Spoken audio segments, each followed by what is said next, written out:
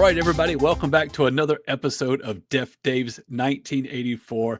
I'm DefDave, and what this show is all about is taking a very comprehensive chronological tour through every aspect of 1984. We'll cover all aspects of pop culture. Last week, we discussed Alan Moore's Swamp Thing comic book run with guest James Butler. The first issue of that run was published on January 4th.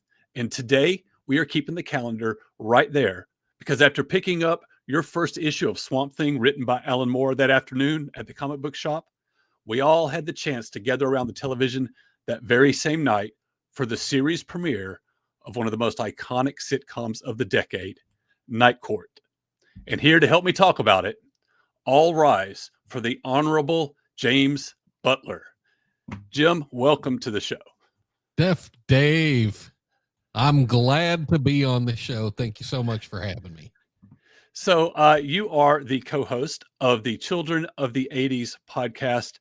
That is a show. I never miss an episode of it. I've been listening to it for over a year now. Tell us a little bit about that. Oh, thank you. Yeah, my wife and I decided a few years back to co-host or to start hosting a 1980s podcast, or a podcast built around the 80s, after watching a lot of episodes of the Goldbergs. And so we were just like, oh, this is so cool. This brings back so many memories for us. So let's just do a podcast and talk about the 1980s. And we had decided then, long before we ever even got started, that we were going to be called Children of the 80s, because that's what we were. So yeah, each week we release new episodes. We build them around either music, television, movies, sometimes, pop culture events, and then, sometimes just, personal stuff that we did, as children. Like we'll cover, what a weekend looked like for us or something like that, what Halloween night might look for us, or Christmas morning or whatever. So we have a good time. Well, I'll tell you what, the title grabbed me right away. I've always considered myself the quintessential child of the 80s because I graduated high school in 1989. So for me, 1980 began when I was in third grade, and I don't have too many more memories prior to third grade. And it takes me all the way. The fall of 89, I was actually a freshman at college. So the 80s just loomed so large in my life. So a show like Children of the 80s is guaranteed to appeal to me, and y'all do a great job with it. I love what y'all do. Oh, thank you so much. We appreciate that. I do thank you for joining me here in 1984. I'm going to ask you a question you weren't prepared for. Like, how did you find me in 1984? Like, what was your time travel conveyance of choice? How did you get here? DeLorean, of course. Okay, all right. That is the correct answer. So that is there's only one right answer, and that's it. So we could have taken Bill and Ted's phone booth, but I prefer the luxury vehicle over being cramped in a tiny phone booth. I gotcha. So before we get started on Night Court, why don't you tell me a little bit about like what 1984 was like for you? Like, where were you? How old were you? What were you into? That kind of stuff. So I was 10 years old and in the fourth grade when 1984 started. And then when it ended, I was in the fifth grade, living in the same childhood house that I grew up in the suburbs of St. Louis. And 1984 was pretty awesome for me. I was into sports, of course. I've always been a baseball fan from the time I could, walk. But then, I was into football as well, basketball a little bit. But for children of the 80s, He-Man for sure. And, lots of TV, and then horror movies, believe it or not, as a 10-year-old. So tonight we're talking about Night Court, which was a sitcom that came on fairly late in prime time and probably wasn't really I was 13, so I guess you were about 10 or so, you said, right? Mm-hmm. So probably we weren't watching in the first season, but what were some of your favorite primetime shows in 84? Do you remember? I do remember, because TV was always on in my house, whether I was at my grandma's or whether I was at home. And so some of the movies are movies, some of the television shows that I can remember enjoying in 1984, things like The Fall Guy, The Facts Yes. of Life, Okay. Family Ties, of course, The Dukes of Hazzard. You can't ever go wrong with that. Different Strokes and Silver Spoons are like the ones that really stick out to me for 84. I gotcha. I tell you what, 84 was like the perfect the middle of the Venn diagram for me in terms of my favorite TV shows, because we had some great shows that were starting in 84, but we had some other shows that were in the middle of their runs, like Fall Guy, like Dukes of Hazzard. Give me A-Team, give me Knight Rider. These were the shows that I could not miss. Yeah. So You also um had the ending of a lot of shows that were holdovers from the 70s, like the Jeffersons and One Day at a Time and Happy Days. I think that was Happy Days last season. it And so, yeah, it and was just and kind of Three's Company. Yeah, Three's Company and Happy something. Days both ended in 84. Yeah. And so it was just like, this giant melting pot of different Exactly. shows. It's kind of weird to think, and we'll touch on this much later in the series. We're a couple years away, probably, but it's weird to me. Three's Company finale and the Cosby Show premiere were in the same week. Wow, really? I did not know that. Yes. So to me, that's just wild. Yeah, but again, in 84, you can find on the air some of the biggest hits from the 70s still going. You can find some of those early 80s action films, action movie, goodness, those action TV shows that little boys like, they were still going strong.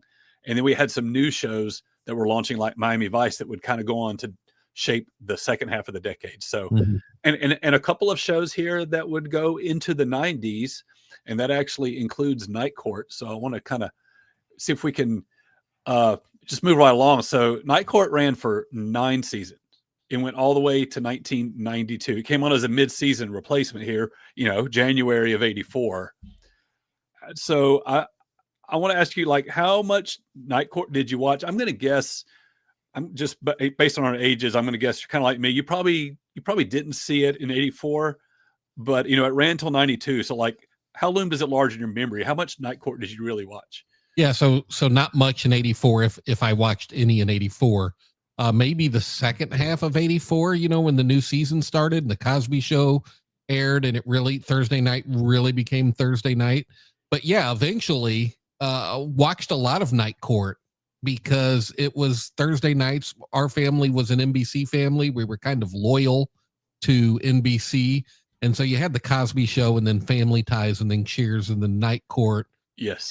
And so yeah, I watched quite a bit of it. I wouldn't say as much as the other shows, just because that was kind of, I grew up in a little tiny house with 5 kids, Dave. And so about 8:30 was like, okay, go get ready for bed. So I kind of got ready for bed as fast as I could because I knew bedtime was at 9.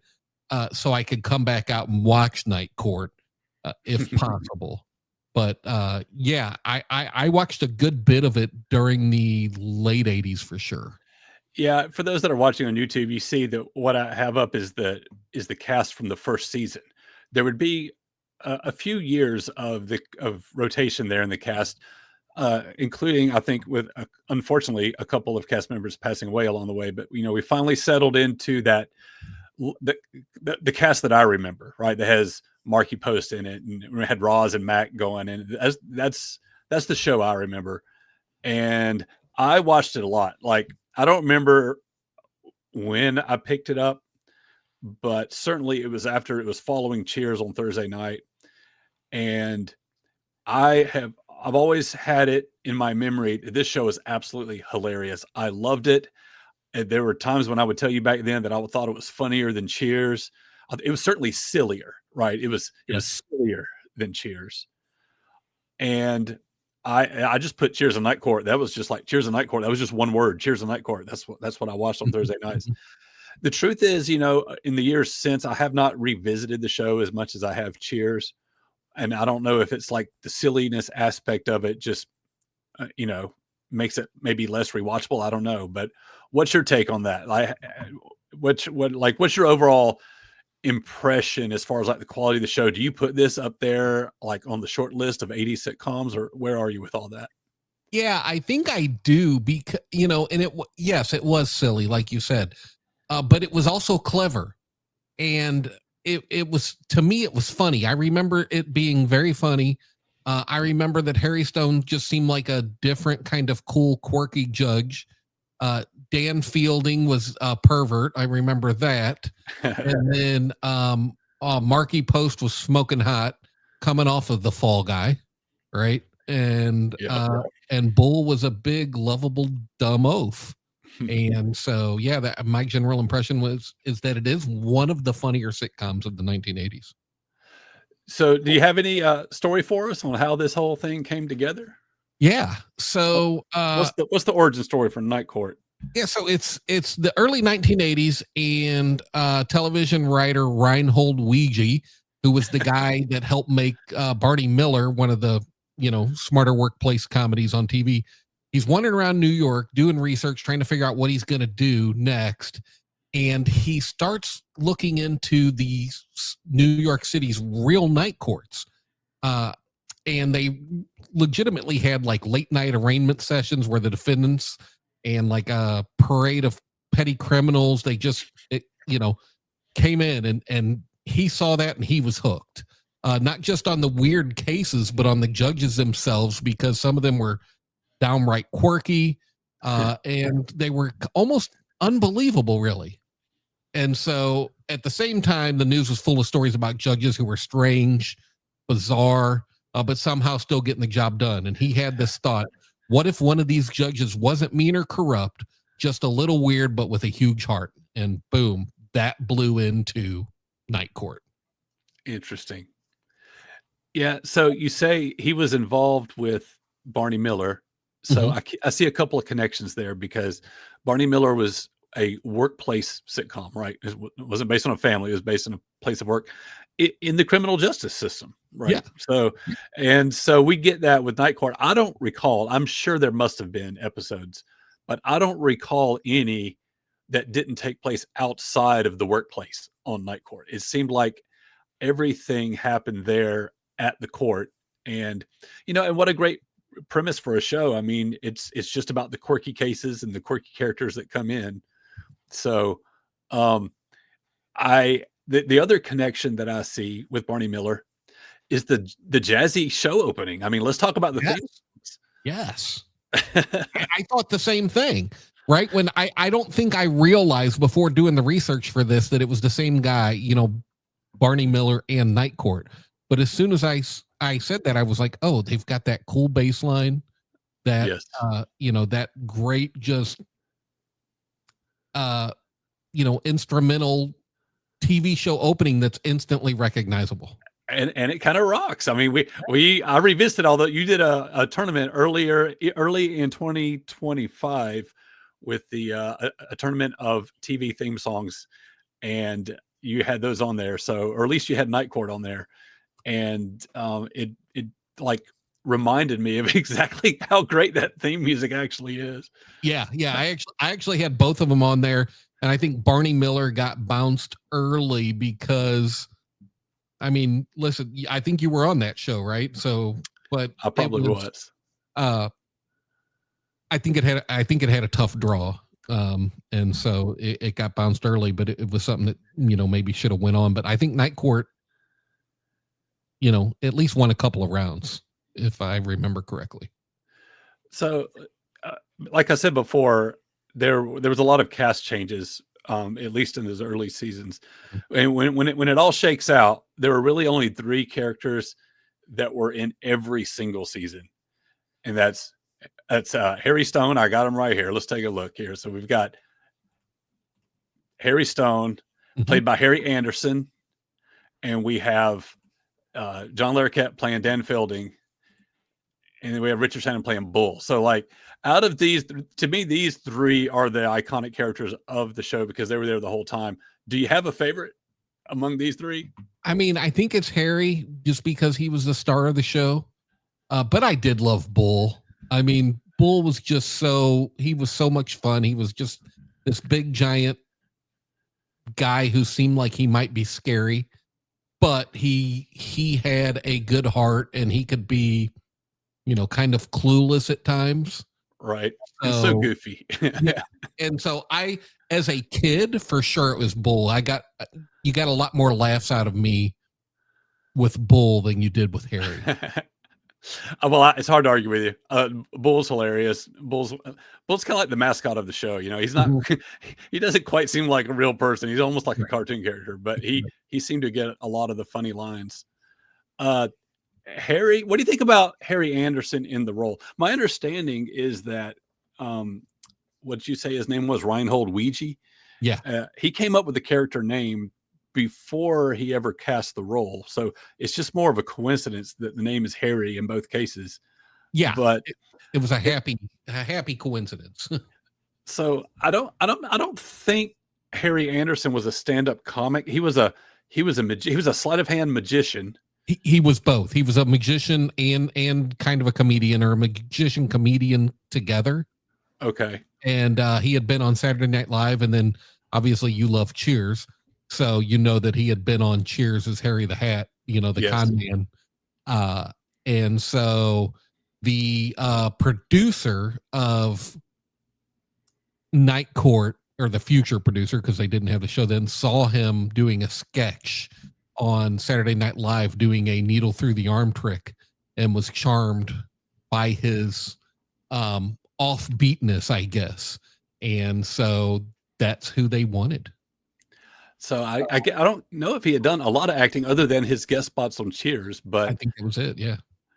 But I thought the show did kind of revolve around him, and it's interesting that they were able to find a way to do character beats and character arcs over the course of the series, but they also kept it silly. You know what I mean? That they never did those very special episodes. They never tried to do anything dramatic.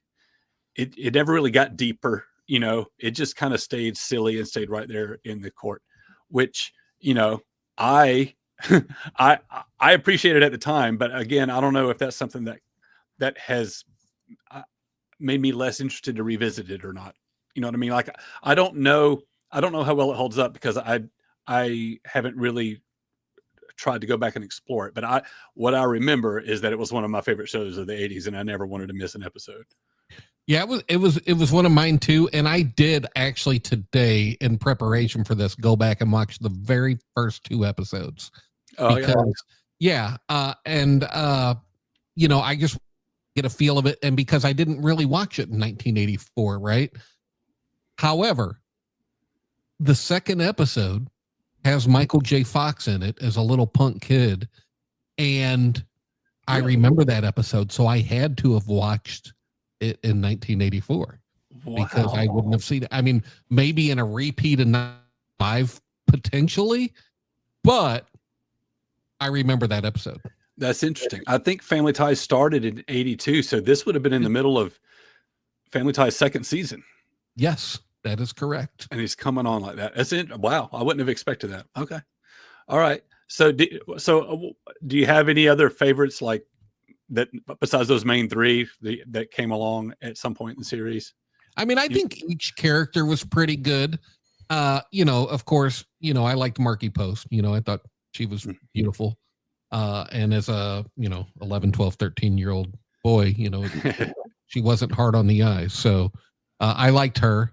But yeah, I think those 3 and her, to me, are the show. Yeah, I liked Mac.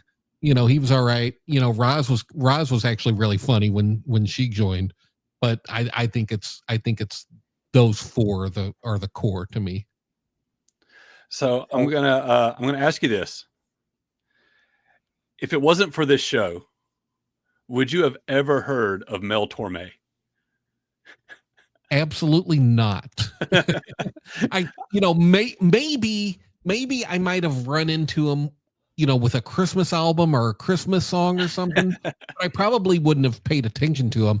And now when I hear a Mel Torme's Christmas song, I immediately know that it's Mel Torme, and it's because of this show.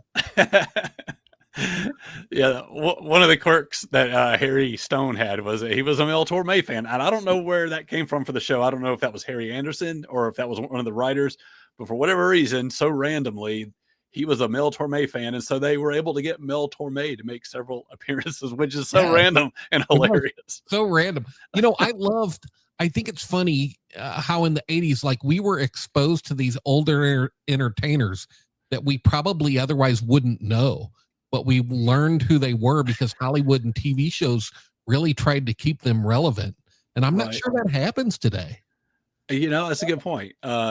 That's true. But I found out, like, just when I was doing a little bit of prep for this show, Val Kilmer actually name drops Mel Torme in Top Secret, which is a movie that came out in 1984, but it's just a name drop. And I, when I probably saw Top Secret before I ever watched any Night Court. And the name just went right by me, so it's not something that I remember happening. But yeah, I mean, if it wasn't for Night Court, I wonder how much Night Court, gave a little bump to Mel Torme albums, at least during that time. I bet it had some kind of effect for sure. All right. Well, do you have you got any fun facts for us? Any behind the scenes little nuggets or anything for Night Court?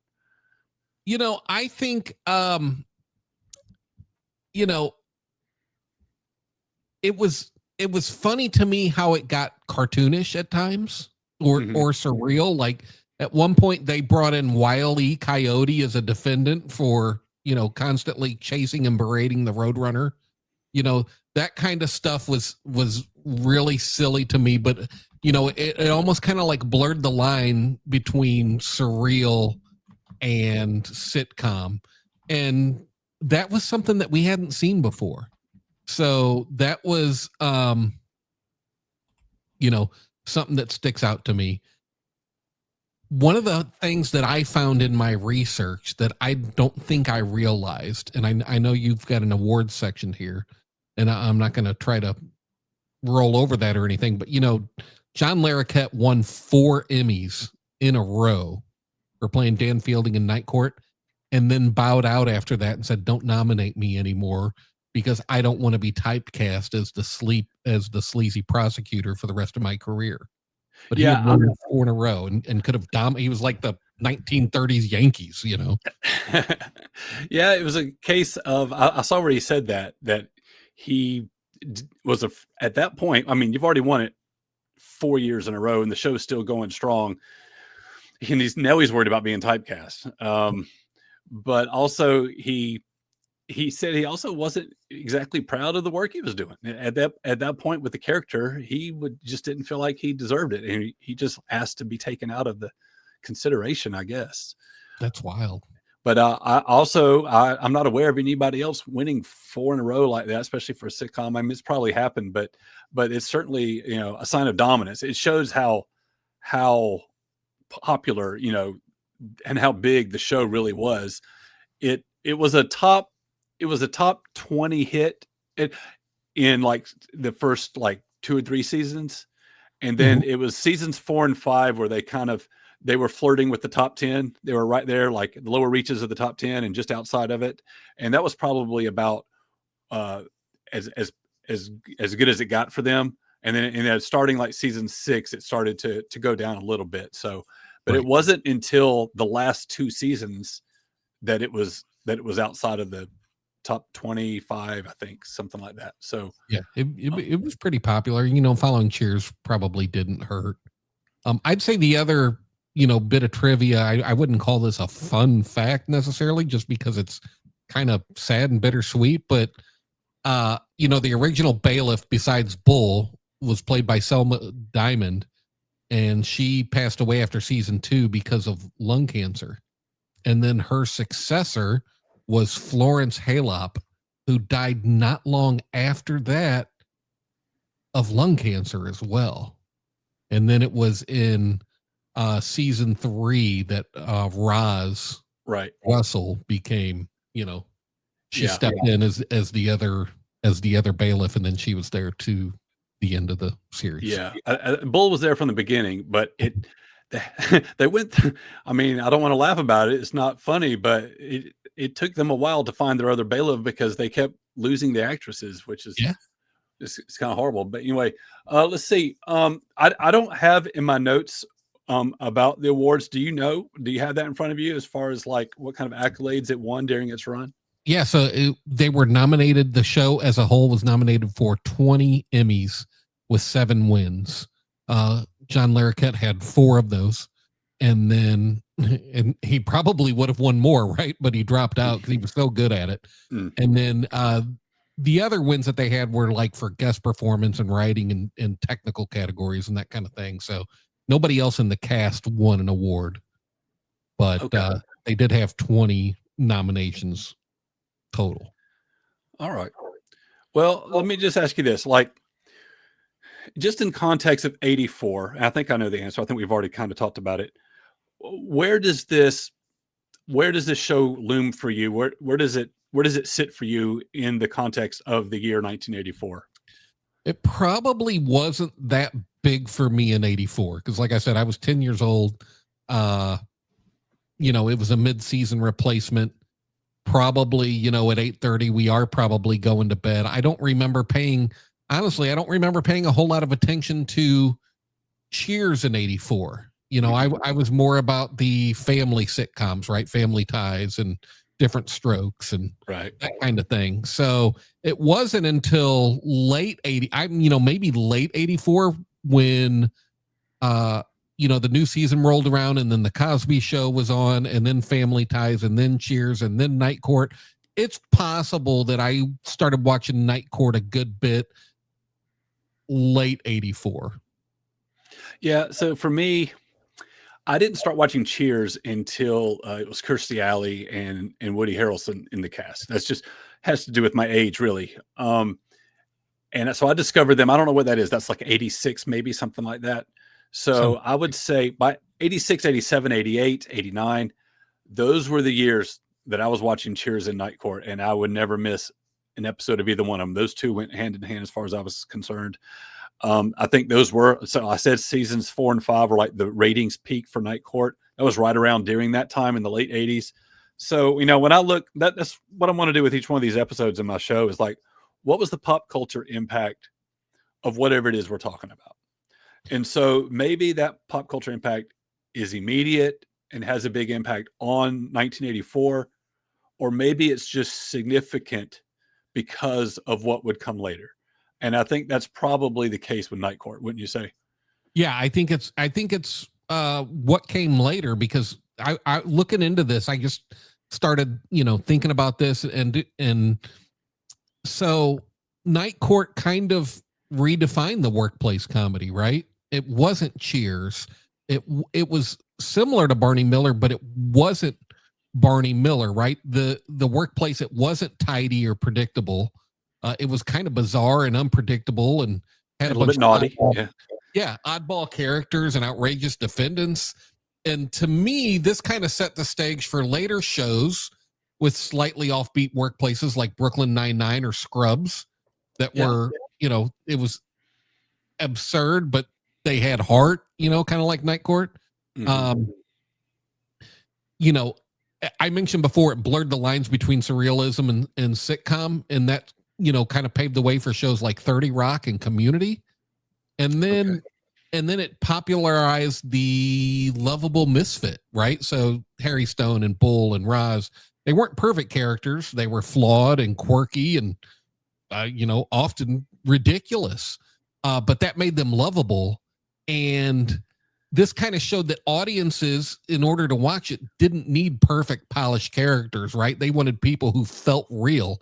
And so that influence kind of led to some sitcoms with eccentric casts like Friends or The Office or Parks and Recreation. And so I just think that Night Court has its hand over all kinds of future television shows later on in the 90s and the 2000s that it really, influenced. Oh, wow. Okay. That's good. I haven't thought about it that deeply, but I think you're absolutely right. All that resonates. So I think that's pretty cool. So kind of wrapping up, but like when you look back at the 80s as a whole, mm-hmm. and you think about the sitcoms of the decade, like where does this go? Where do you rank this? I mean, what tier are you putting it in? Is it, you put it in the top tier, the bottom tier? Where does this go for you in the pantheon of 80s sitcoms? Yeah, I think it probably goes in the top tier, Dave. Yeah, I think so. I'm thinking, so my personal top tier, and I know one of them probably doesn't belong, but I just loved it so much. But my personal top tier would be Cheers, Golden Girls, The Cosby Show, Family Ties, Growing Pains, and Night Court. And Growing Pains probably doesn't fit, right? But I just, there was just something about that show that I loved with Kirk Cameron and Jason Seaver. Can't think of his name right now. Alan Thicke. Kirk Cameron and Alan Thicke, I just thought they were fantastic. And so that's why, I would put that in there. But, Night Court, certainly better writing, more outrageous, probably even funnier. But yeah, I think it's top tier.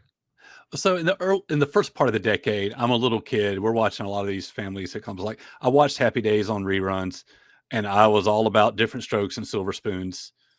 But as I got older, I don't know. I'm not one today. I don't call myself particularly a sitcom fan.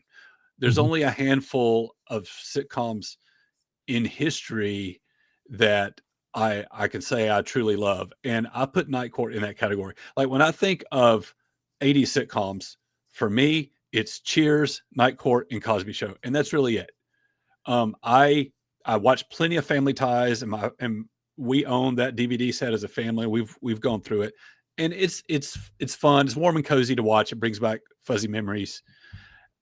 But as far as like genuinely enjoying it and genuinely laughing at it, and something I would want to revisit, I mean, the only three that really stand out for me are Cheers, Night Court, and Cosby Show. So I feel like it goes on the top shelf. Now my memories are clearer for the second half of the decade. So, and that's when I experienced Night Court. So, so that might have a lot to do with it. But as far as I'm concerned, it's an extremely important show, an iconic sitcom of the decade. And so, and we get it right here in 1984. It comes on mid-season replacement. Yeah, it's crazy. And I agree. It is one of the iconic shows of the 80s for sure. And it is much funny, and I, as a kid, like you, I love Different Strokes and Silver Spoons and that kind of stuff. But I think it's just because I could resonate with the kids that were in the show. Right. And wish that I lived in a penthouse in New York or a big giant mansion with a train running through the living room. But, when you talk about just laugh out loud, Right. funny, Night Court, Cheers, Cosby Show. I don't know if you've ever watched The Golden Girls, but that is up there with those shows. That show is hilarious. I gotcha. I feel like Night Court is a little less grounded than a lot of those other ones, like it's just so silly. Yeah. And that silliness really appealed to me, at least at the time. So, sure. You know what I mean? It's like, it's not exactly like Airplane and Naked Gun brand of humor, but it's in that realm of silliness. And if you're someone who thinks that kind of humor is dumb, then I don't know, Night Court might not appeal to you. But this was hitting my bullseye when I was, 14, 15, 16 years old. Yeah. Yeah, absolutely. I would agree with that 100%. Well, all right. Well, Jim, I appreciate you joining me here in 1984. You got anything else on Night Court? I think I'm ready to wrap this up. But you got anything else you want to share with us on it? No, I don't think. I think we've covered pretty much everything about that I know about the show. Other than, I do have one personal story. It didn't happen in 1984, but if we're just talking about Night Court, it had to be really uncomfortable for my dad because I know it was uncomfortable for me. There were a lot of jokes that I didn't get while watching Night Court. I remember probably 1987-ish, maybe 88-ish. They bring in this little old lady and Harry goes, "Oh, well, look at this sweet little old lady. What could she possibly have done wrong?" And Dan goes, "She's being prosecuted for solicitation." And, of course, the studio audience laughs, or maybe it was the laugh track. I don't remember which it was, but I looked at my dad and I'm like, "What solicitation?" And he told me, and I think we both wish that he hadn't. Yeah, like I said, that was a little naughtier. I felt like when I first started watching Night Court, I felt like I was getting away with something. You know, it Yeah, came yeah, on. for sure. It was. I was only able to see it after my bedtime changed. You know what I mean? Uh-huh, So, yeah. so I felt like I was getting a little bit of forbidden fruit there, and it was, and especially with Dan Fielding, it could get a little racy at times, little edgier than Cheers as far as that kind of thing goes. Oh yeah, for sure. For sure. Which All might have been why it was go get ready for bedtime. right. I thank you for joining me here in 1984. I don't know if you're going to choose to get back in your DeLorean, if you're just going to hang out here for a while. You know, I would much rather, I have to get back in the DeLorean, but I would much rather hang out in 1984 for a few weeks. Tell us about your show one more time before we get out of here. Yeah, Children of the 80s. You can catch us. We release episodes every Wednesday. We've got about we're about 130 episodes in now. So if you've never listened, you can go back and listen to anything you want. We cover everything from the decade. Our music episodes seem to be our most popular ones, but you know, people seem to enjoy us, so we're going to keep putting it out there. Well, very good. So, you know, DefDave's 1984. We're on YouTube. We're on Spotify. We're on Apple Podcasts. So appreciate everybody listening. Jim, I'm going to say goodbye to you just before I wrap it up. Thank you for joining me. We will have you back on this show very, very soon. Dave, thanks for having me. I really enjoyed it. All right. Thanks a lot. Talk to you next time, bud. Join us next week as we flip the calendar to January 4th, when one of the greatest bands ever released the most successful album of their entire career. So until then, this court is out of session.